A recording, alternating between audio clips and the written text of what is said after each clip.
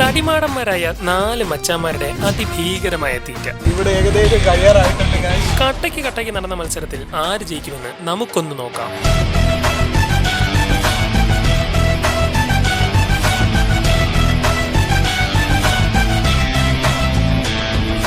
ഒരു ഞായറാഴ്ച ദിവസം വീട്ടിൽ വെറുതെ ഇരുന്ന മച്ചാന്മാരെ എല്ലാം പിടിച്ച് വണ്ടി കയറ്റി.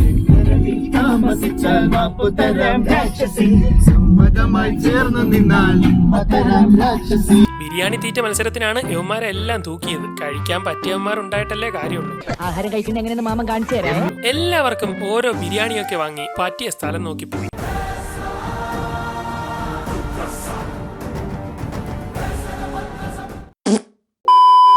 ആരും ഉച്ചയ്ക്ക് ഒന്നും കഴിച്ചിട്ടില്ല. എല്ലാവർക്കും നല്ല വിശപ്പുണ്ട്. ഓരോരുത്തന്മാരും വയറ് വാടകയ്ക്ക് വന്നിരിക്കുക. എന്തായാലും മത്സരം മാക്സിമം ത്രില്ലിംഗ് ആകണം. അങ്ങനെ ഇരിക്കാൻ പറ്റിയ ഒരു സ്ഥലത്തേക്ക് എല്ലാരും ചെന്നു. അങ്ങനെ സ്ഥലമൊക്കെ കണ്ടുപിടിച്ചിട്ട് മത്സരത്തിനുള്ള തയ്യാറെടുപ്പുകൾ നടന്നുകൊണ്ടേയിരിക്കുന്നു.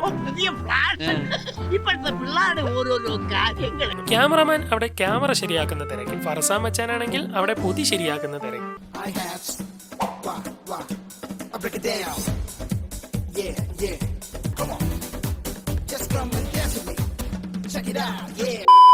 തിന്നുമ്പോൾ തൊണ്ടയിൽ കുടുങ്ങി ചാവാതിരിക്കാം വെള്ളമൊക്കെ സെറ്റാക്കിയിരുന്നു.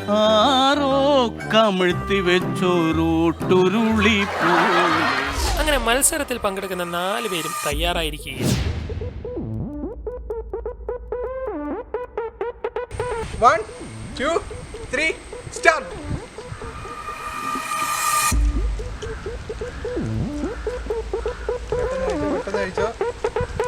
പെട്ടെന്ന് മഴയുണ്ട്.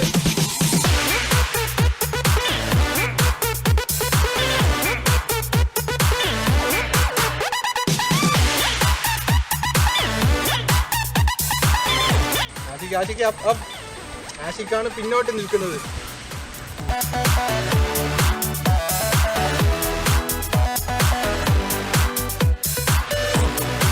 ജയിക്കുന്നവർക്ക് അതിഉഗ്ര ഒരു സാധനമാണ് സമ്മാനമായിട്ട് കൊടുക്കാൻ പോണത് എന്ന് പറഞ്ഞിട്ടേ ഉള്ളൂ.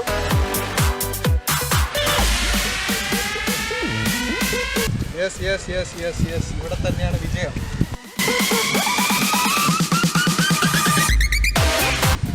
വെള്ളം കുടിച്ചോ ഫെർസാൻ, ആഷിക്ക് വെള്ളമൊക്കെ വേണേ കുടിച്ചിട്ടൊന്ന് ആഞ്ഞു പിടിച്ചോ.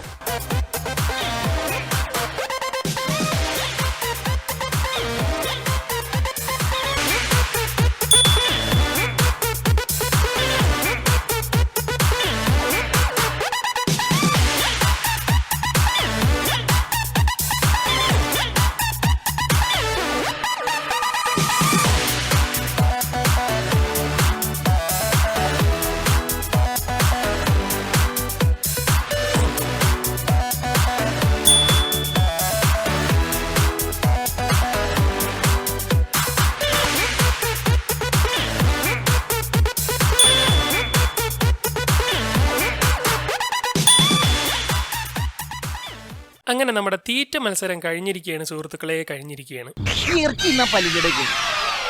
ഒരു ബിരിയാണി മൊത്തം തിന്നിട്ടും വിശപ്പ് മാറാതെ ഓരോരുത്തന്മാര് അതില് ബാക്കിയുള്ളതും കൂടെ തിന്നാൻ നോക്കുന്നുണ്ട്. വിശപ്പ് മാറുന്നില്ലെങ്കിലേ വല്ല കാലിത്തീറ്റയോ പിണ്ണാക്കോ കാടിയോ എന്തെങ്കിലുമൊക്കെ കലക്കിക്കൊണ്ട് കൊടുക്കാം.